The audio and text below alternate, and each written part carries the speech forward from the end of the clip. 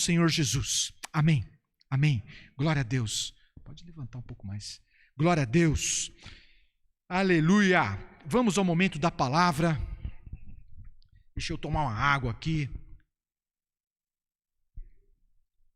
Pedir a você que abra a tua Bíblia em Filipenses, o capítulo 2. A gente vai projetar aqui também. Projeta lá para o pessoal que está assistindo em casa. Filipenses, o capítulo 2. Essas pregações ficam disponíveis lá no YouTube. Se você, como é que fala no YouTube? Se inscreve, é isso? Se inscreve, ativa o sininho, é assim que fala? Então faz isso lá, nos ajude a divulgar, isso fica guardado lá, isso abençoa outras pessoas. Você pode encaminhar para outras pessoas, para ministrar e abençoar a vida das outras pessoas. Semana passada eu não estava aqui, mas depois eu assisti o vídeo. Então é legal, ajude-nos a divulgar isso. Vamos lá, Filipenses então, capítulo 2, um texto muito conhecido. Certamente você já foi muito abençoado por esse texto. Olha como ele é lindo. Versículo 5 diz assim: seja a atitude de vocês a mesma de Cristo Jesus, que, embora sendo Deus, não considerou que o ser igual a Deus era algo a que devia apegar-se, mas esvaziou-se a si mesmo, vindo a ser servo, tornando-se semelhante aos homens, e sendo encontrado em forma humana, humilhou-se a si mesmo e foi obediente até a morte e morte de cruz. Eu acho lindo esse texto. Eu já compartilhei com os irmãos em outras oportunidades. Na verdade, assim, a cena da crucificação de Jesus, a cena do Calvário, é algo que me dá pavor, é algo horroroso, é uma cena muito tenebrosa. O cinema melhorou isso, né? E consegue nos dar uma noção mais real daquilo que Jesus passou, e o negócio é grotesco. De você imaginar que Jesus foi crucificado nu.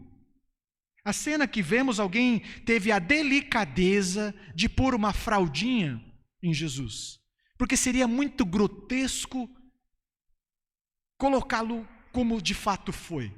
Jesus foi crucificado nu, diante da sua mãe, diante dos seus amigos, diante dos seus inimigos. Sabe, queridos, a última fronteira da dignidade, eu acho que é a nudez, não é verdade? A última fronteira da dignidade. Jesus foi humilhado ao extremo. E eu me pergunto, e essa é a ministração dessa noite, o que levou Jesus à cruz?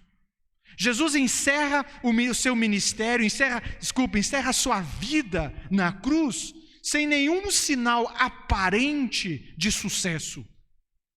Jesus teve uma existência estrondosa, Jesus teve uma existência poderosa, impactante, mas tudo acaba na cruz de uma forma melancólica.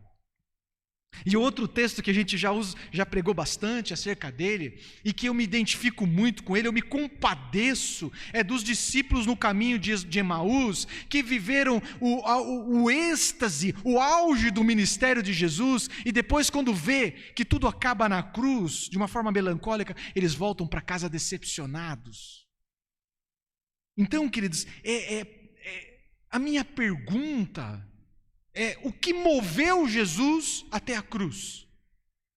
O que fez o Senhor Jesus se esvaziar-se de ser igual a Deus e se fazer homem? O que moveu o Senhor Jesus para, se encontrando na forma de homem, se fez servo, se humilhou e, pior, aceitou ser humilhado? O que moveu o Senhor Jesus? Essa é a pergunta que fiz ao Senhor, e buscando respostas em Deus. O texto de 2 Coríntios, o capítulo 8, versículo 9, diz assim, pois vocês conhecem a graça de nosso Senhor Jesus Cristo, que, sendo o quê? Rico, se fez o quê? Pobre, por amor de vocês, para que por meio de sua pobreza vocês se tornassem ricos. O que moveu Jesus na contramão do maior anseio do homem? A riqueza. O que fez Jesus abrir mão da riqueza e se fazer pobre?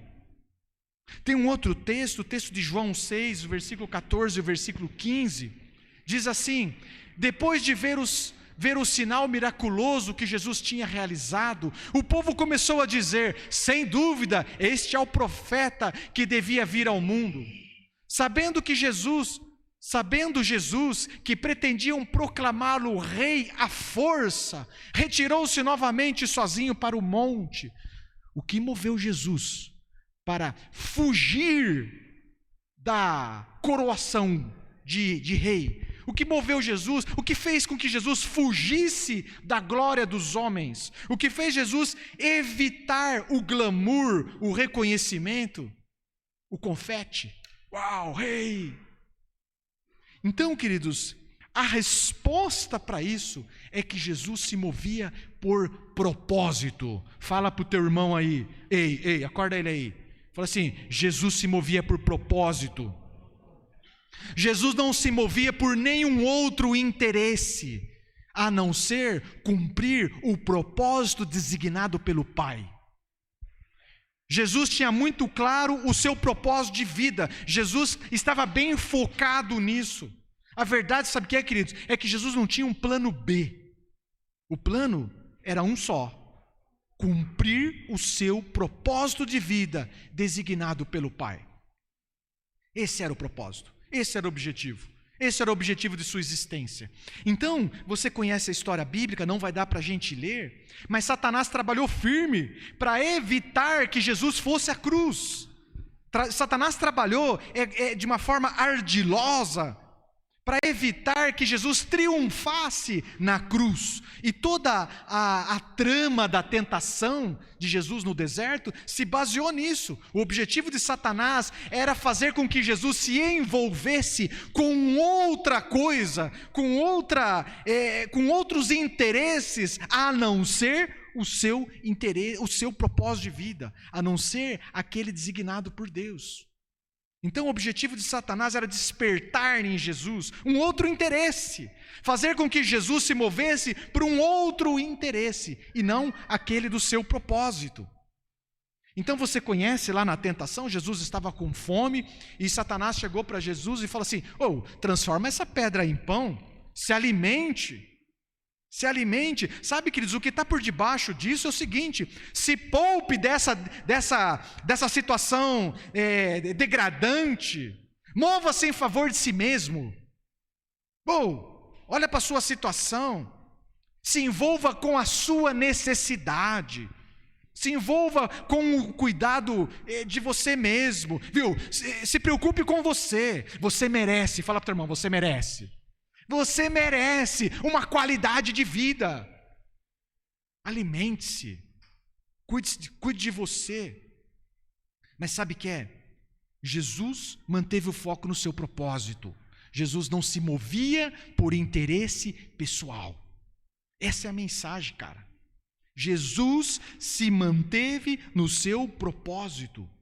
Não se move por interesse pessoal. Estava muito claro para ele qual era o seu objetivo. Satanás não se deu por vencido, dá outras investidas, você conhece a história. E falou assim: tudo te darei, se prostrado me adorar. Entenda isso aqui. Veja isso aqui. A jogada de Satanás é o seguinte: eu entendi. Você veio para salvar a humanidade, você veio para conquistar. Eu entendo o seu propósito, eu reconheço o teu chamado, eu reconheço a tua unção. Eu vou contribuir, tudo te darei. Tudo te darei. Entende? Aqui tem um grande lance. Satanás não está tentando fazer Jesus desistir do seu propósito. Ele está se propondo a ajudar a Jesus a cumprir o seu propósito. Eu te darei de uma forma mais fácil. Eu te darei de uma forma tranquila. Esquece cruz. Existe um caminho de triunfo sem cruz, sem dor, sem sofrimento. tudo te darei. Tem um caminho mais fácil. Se poupe do difícil. Essa é a mensagem, meu irmão. Se poupe da dor, se poupe do sofrimento. Então, a sugestão de Satanás não era fazer desistir do propósito. Pelo contrário, ele se propõe a ajudar. Ele se propõe a fazer com que Jesus chegue no resultado. Você veio para salvar a humanidade? Ótimo, você vai conseguir, eu vou te dar. Você vai conquistar, mas não será através da cruz. Será através de um caminho fácil. Isso é sedutor. Isso é sedutor. Isso é ardiloso. Isso é maligno. Quando o inimigo não consegue nos tirar do propósito, quando o inimigo nos acha focado no propósito, sabe o que é? Ele começa a lançar uma ideia. Você pode chegar no resultado, mas através de meios errados. Você pode chegar no resultado, mas por uma via errada. E assim, a ideia era essa, era macular, era manchar, era roubar o resultado do ministério, o resultado da vida de Jesus. Então, Satanás trabalhou arduamente para evitar que Jesus chegasse à cruz, para evitar que Jesus cumprisse o seu chamado de vida, o seu propósito de vida. E eu e você não podemos nos enganar, não podemos passar por essa vida ingênuos. O inimigo continua trabalhando para fazer com que eu e você percamos de vista o nosso propósito de vida. Sequer venhamos saber para que nascemos. Essa é a estratégia.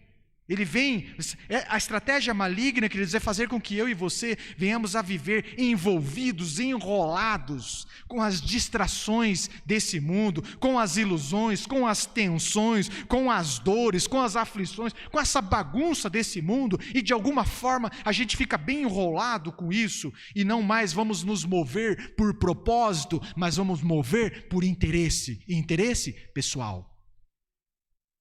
É isso. Vai fazer com que eu e você venhamos estar envolvidos com um propósito qualquer, com um interesse qualquer, menos o que interessa, menos aquilo que Deus designou para nós. Então, entenda uma coisa,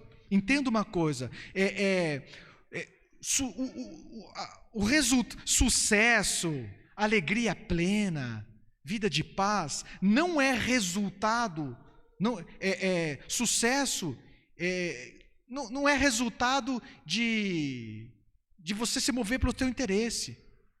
Sucesso é paz, é resultado de viver o propósito de Deus. A paz, a alegria, o sucesso, não vem em consequência do dinheiro, não vem em consequência de uma posição de status, não vem de uma posição de poder, não vem. Ele vem cumprir aquilo que Deus fez, determinou para você. A alegria está nisso, a alegria plena está nisso. Entende? Mas essa é a grande jogada.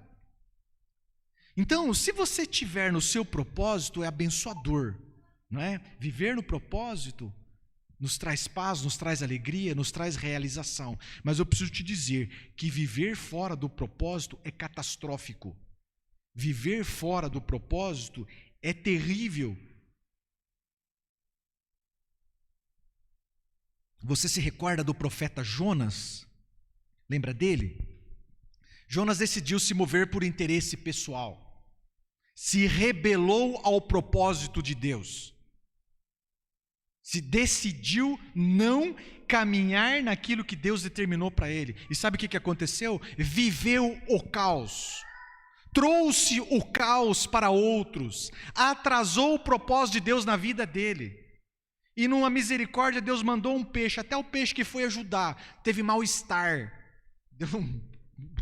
Deu um revertério. Até o peixe não aguentou. Até o peixe viveu o caos. Teve que vomitar. Não deu conta de digerir. E depois de 3 dias e 3 noites, dentro da barriga do peixe, o que aconteceu com Jonas? Teve que voltar ao propósito. Teve que se arrepender e voltar. Entende? Viver fora do propósito é só atraso. Na nossa vida e na vida de outros. Atrasa. Lembra de Jacó? Lembra de Jacó? Se moveu por interesse pessoal. Jacó achou que o que Deus tinha para ele era pequeno demais. Ele precisava passar a perna no irmão. Ele precisava pegar um pouco do irmão. E então, meu irmão, se deu bem. Conseguiu o que queria, mas aquilo lhe trouxe consequência. Teve que fugir. Fugiu para bem longe. Foi viver bem longe do propósito. E Jacó é uma coisa interessante, porque ele, longe do propósito, foi bem sucedido. Ele se deu bem, ele constituiu família, ele constituiu riqueza, mas riqueza não traz alegria, riqueza não traz paz, alegria é resultado de viver no propósito de Deus.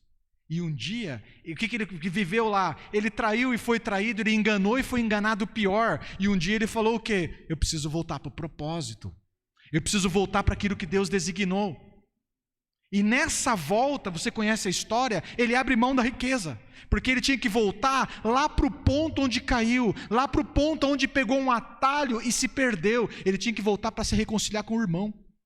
E ele vai mandando toda a riqueza, manda na frente, foi mandando toda a riqueza, foi desfazendo de toda a riqueza. Por quê? Porque o bacana mesmo é viver aquilo que Deus designou para nós.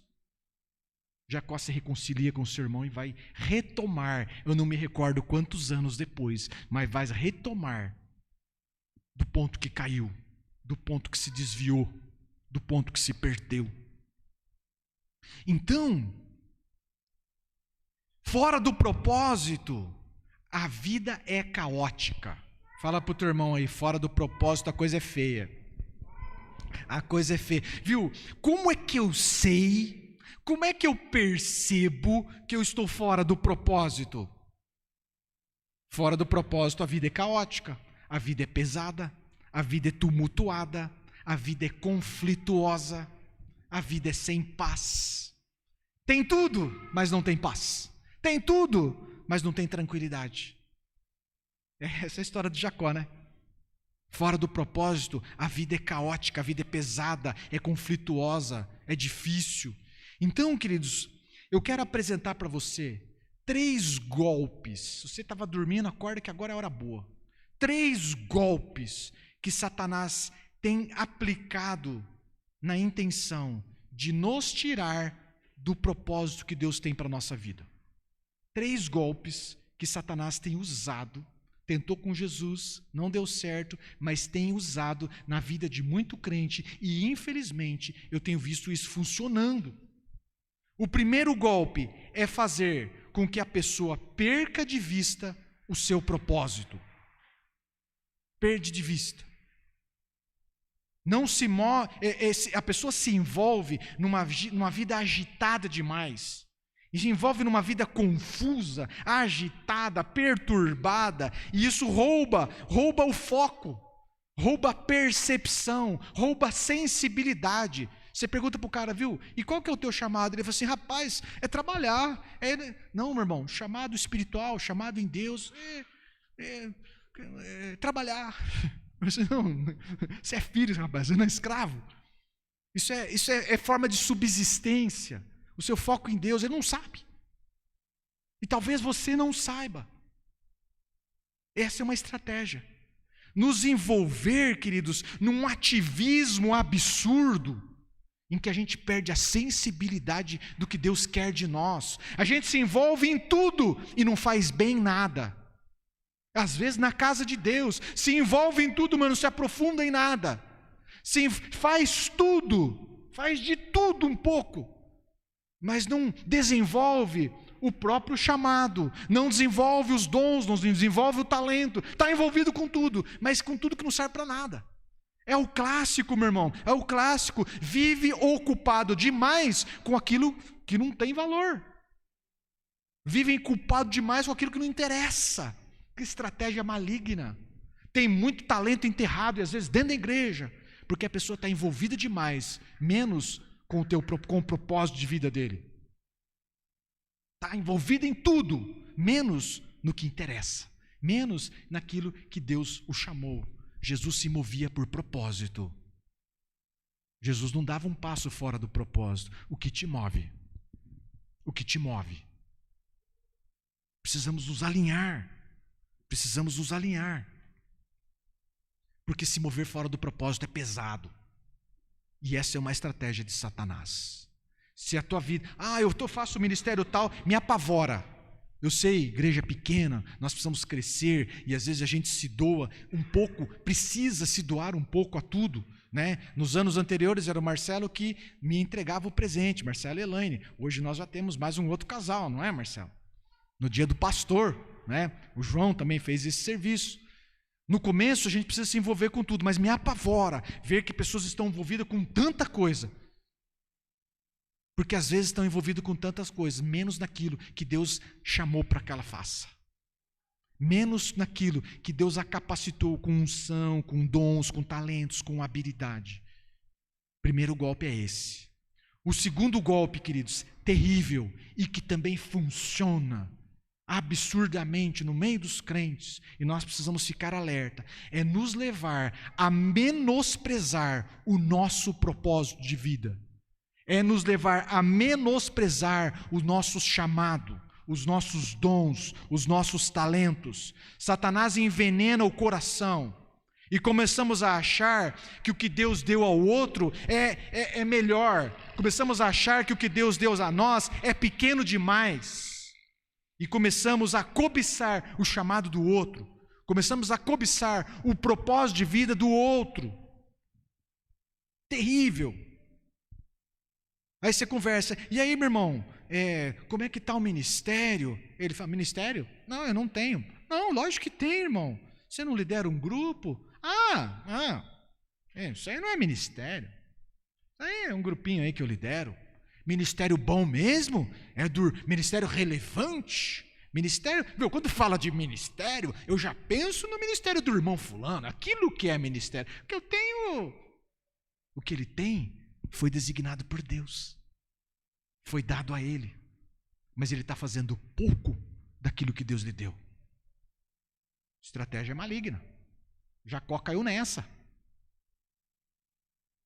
Nossa, irmão, que bênção, como o irmão ensina, nossa, Deus te capacitou com isso.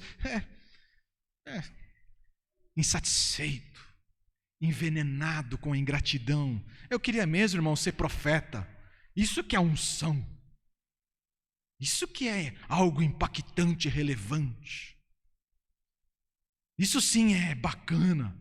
Então, queridos, deixa eu te dizer, não existe propósito grande ou pequeno, bacana ou medíocre. Sabe o que existe? Existe a vontade de Deus para a sua vida. Existe um projeto de Deus para a sua vida. E o sucesso de uma vida e a alegria de uma vida é executar isso que Deus te deu. A alegria de uma vida é isso. Não importa o que seja. Não importa o que seja. Você será honrado o galardão está vinculado a cumprir o teu propósito. Entende? Independente de qual seja. Agora, a estratégia maligna é essa. Nos envenenar com ingratidão e começamos a menosprezar aquilo que Deus nos deu. E aí, queridos, aquele texto de Filipenses, não precisa pôr, nós acabamos de ler, põe aí, Bia, Filipenses 2, ele nos exorta, deixa eu mudar essa palavra exorta para algo mais adequado, ele dá um murro assim, bem na boca do estômago, eu tomei um murro assim, bem na boca do estômago, por essa semana chega, né? Estava falando com a minha esposa, né? Quando a gente começa a achar que o nosso ministério é pequeno demais, o texto fala o seguinte, é o outro. Seja a atitude de vocês a mesma de Cristo Jesus. Olha para mim aqui. Que não achou pequeno demais para ele vir ao mundo através de uma mulher, Não achou pequeno demais para ele que, sendo Deus, se fez homem? Não achou pequeno demais para ele ser servo e morrer numa cruz por alguém como eu que não valia nada? Ele não achou pequeno demais. Ele foi fiel e obediente até a morte e morte de cruz. O que te move? Essa é a fala que Deus colocou no meu coração. O que te move? O que moveu Cristo foi propósito. O que te move? O que me move é aquilo que o Senhor me deu. Eu vou viver, porque a alegria de uma vida é essa. O sucesso de uma vida não é riqueza, não é bens, não é glória dos homens, não é gozar de poder e autoridade. O sucesso de uma vida é cumprir o seu propósito, cumprir aquilo que Deus designou para a nossa vida. Então, não fique murmurando. Não fique murmurando, olha bem para mim aqui, não fique murmurando, não fique sonhando com aquilo, divagando com aquilo que Deus não deu para você. Não fique sonhando com aquilo que Deus não tem para você, porque essa é a estratégia para nos envenenar com ingratidão. E não demora, você fica achando que pastorear as ovelhas do Senhor é pouco demais para você. Não demora, você fica sonhando, não demora, você começa a dar passos para fora do seu propósito. E escreve uma história desgraçada. Uma história de dor, trazendo prejuízo para si, para os seus familiares e para outros. É o que a gente viu. Tem vários, né? Tem o Ló também, que não se moveu por propósito, se moveu por interesse. Tem um monte de gente que se moveu por interesse e se deu mal. Então, queridos, cumpra aquilo que Deus tem para você. O terceiro golpe é te propor um atalho. É aquele, tudo te darei, não é? Então, meu irmão, Deus tem um propósito para a nossa vida. Deus tem uma chegada para você. Deus tem um pódio para mim e para você. Mas Deus também tem um caminho certo que eu e você precisamos percorrer. Entende? Tem umas corridas, vou estragar já a pregação aqui. Tem umas, a gente tem tempo, né? Tem umas corridas que a gente tem que dar uma volta e a gente passa por um lugar, tipo faz um E assim, sabe? Só que se você der um gato ali, no lugar de você ir lá em cima e voltar, você vem aqui, dá um gato aqui, você economiza uns 4 quilômetros, cara. E a corrida fica fácil. Você pode chegar no pódio. Como isso é meio comum, né, de alguns malandros, eles colocam um ponto lá que vai sinalizar o chip do teu tênis para ver se você passou pelo lugar certo. Para você não dar o gato, né? Entende? Então, a estratégia do maligno, queridos, é essa. É fazer com que você chegue, é fazer com que você viva o teu propósito através dos meios errados. Então, não é apenas viver o propósito, não é apenas executar o nosso chamado e o nosso ministério. Precisamos executá-los com os meios certos, da forma certa, porque as coisas, quando feito da forma certa, traz um resultado que glorifica o Senhor Jesus Cristo. Glorifica quem interessa, glorifica Jesus Cristo. Agora, quando atuamos dentro do nosso propósito, mas através dos meios errados, através da forma errada, podemos até ter sucesso, mas esse sucesso não glorifica o Senhor. Pode glorificar você, pode glorificar, sei lá, a igreja errou muito nisso.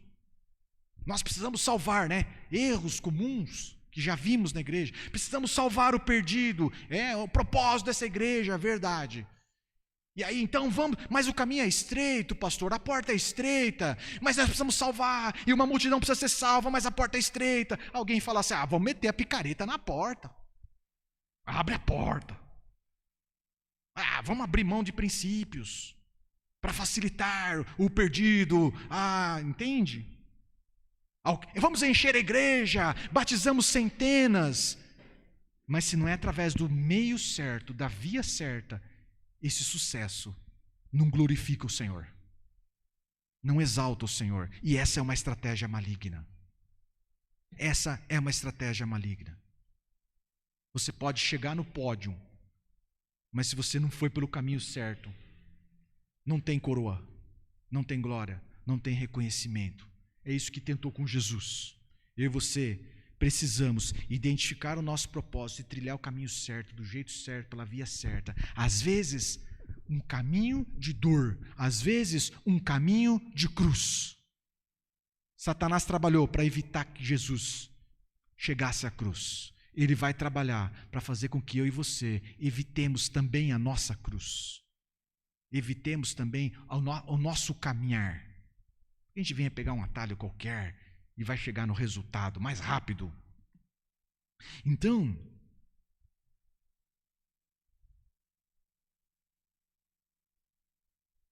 eu vou mostrar aqui, através de alguns textos. Deixa eu falar uma outra história para você.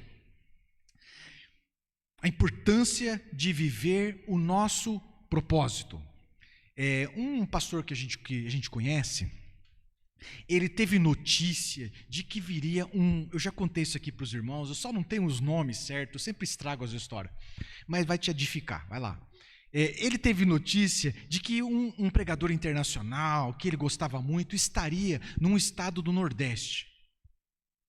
E ele comprou passagem aérea, arrumou hotel e foi para lá, foi para esse evento.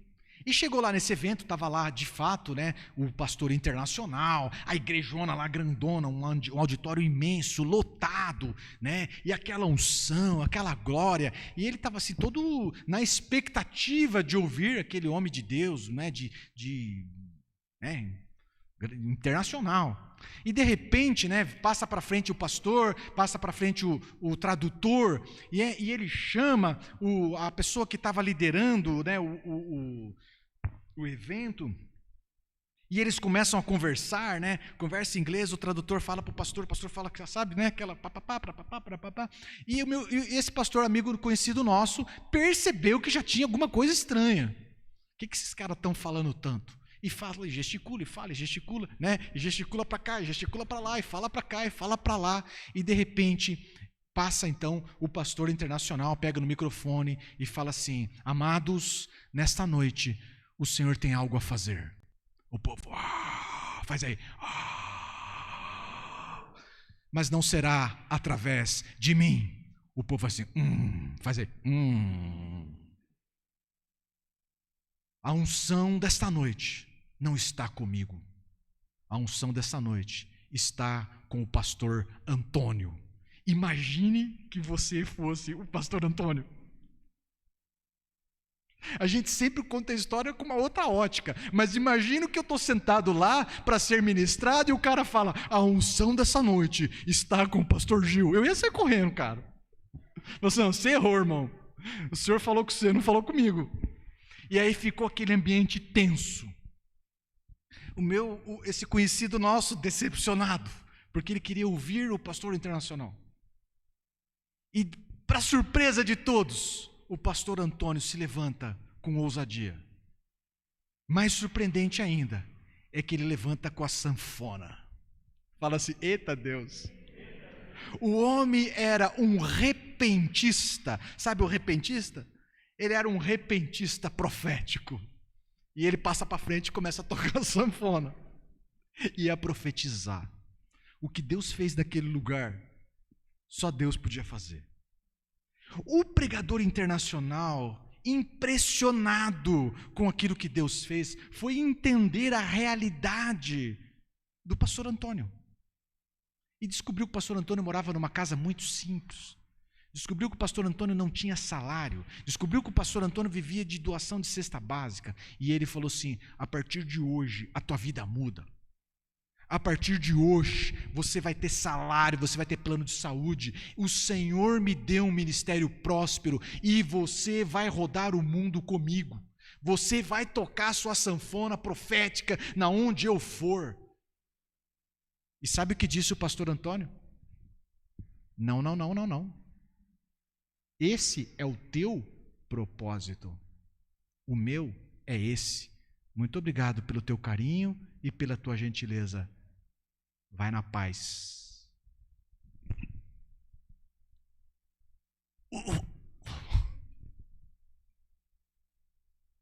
sucesso de uma vida não é o glamour. O sucesso de uma vida não é multidão. O pastor Antônio sabia disso que eu estou pregando aqui. O sucesso de uma vida é viver aquilo que Deus designou para mim, integralmente, sem atalhos. Sem atalhos.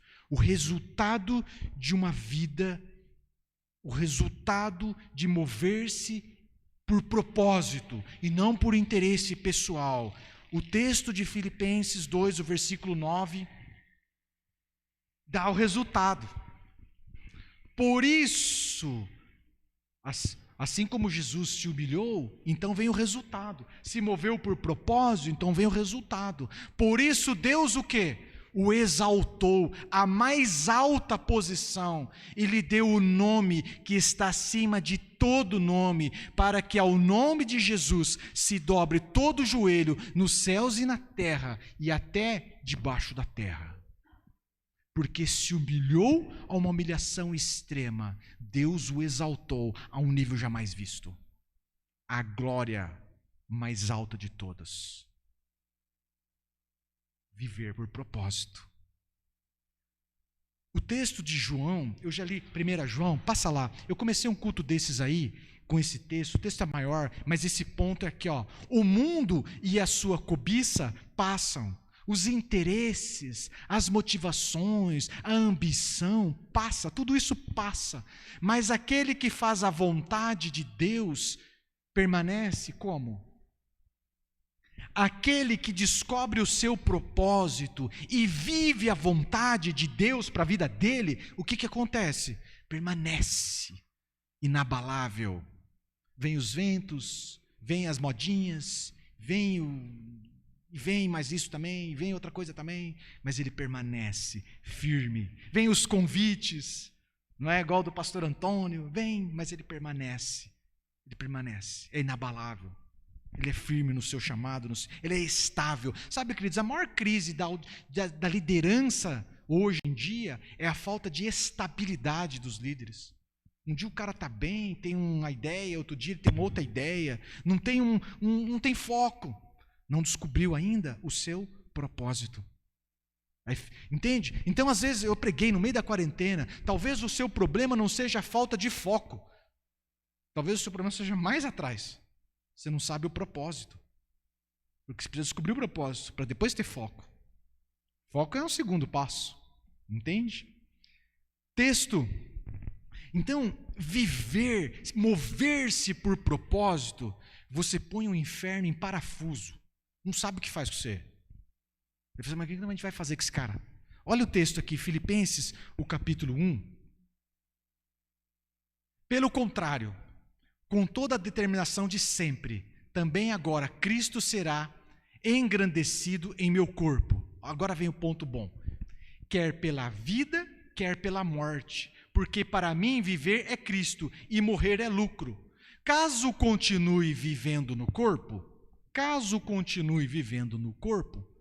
terei fruto do meu trabalho. E já não sei o que escolher. Estou pressionado dos dois lados. Desejo partir e estar com Cristo, o que é muito melhor. Contudo, é mais necessário por causa de vocês que eu permaneça no corpo. Convencido disso, sei que vou permanecer e continuar com todos vocês para o seu progresso e alegria na fé. Sabe o que é? Se morrer, estou bem, estou com Cristo. Se viver, eu vou continuar praticando aquilo que Deus me deu. Satanás fala assim, se deixa o cara vivo, ele continua fazendo estrago. Se mata, a gente empurra ele para o melhor. A gente empurra ele para a coroa da justiça. A gente empurra ele para o pódio. O que a gente faz com esse cara? O que a gente faz com esse cara? A morte fala assim, vim buscar. Não, leva, não leva. Não, hoje não, deixa quieto. Entende? Vive por propósito. Morrer é lucro, se fica, produzo, entende? Então, queridos, o grande lance é esse. O que nos move? Nós precisamos descobrir qual é o nosso propósito em Deus. Eu quero orar isso nessa noite. Qual é o seu propósito em Deus? Depois disso, meu irmão, aceite ser treinado, aceite ser tratado, aceite ser preparado para viver o que Deus tem na sua vida. Desenvolva os seus talentos, desenvolva os seus dons. Não se mova por interesse pessoal. Muita gente se fere e se machuca. Por quê? Porque vai viver por interesse pessoal. Não se mova por status, não se mova por reconhecimento, não se mova por cargo. Viva exclusivamente dentro do seu propósito. Viva exclusivamente dentro daquilo que Deus designou para a sua vida. A alegria é essa. O sucesso está nisso. Eu acho que a maior glória dessa vida é você chegar ao final da vida com a consciência tranquila, certo? Que você cumpriu o seu propósito, de que você viveu o seu chamado, de que você viveu tudo aquilo que Deus tinha para você. Essa é a maior glória dessa vida. Você chega no final velhinho, fala assim: ô glória, se viver tá bom, mas se morrer estou com Cristo, porque combati o bom combate. Entendeu? Para combater o bom combate, acabar a carreira, precisa viver dentro daquilo que Deus tem para você. Amém? Vamos orar.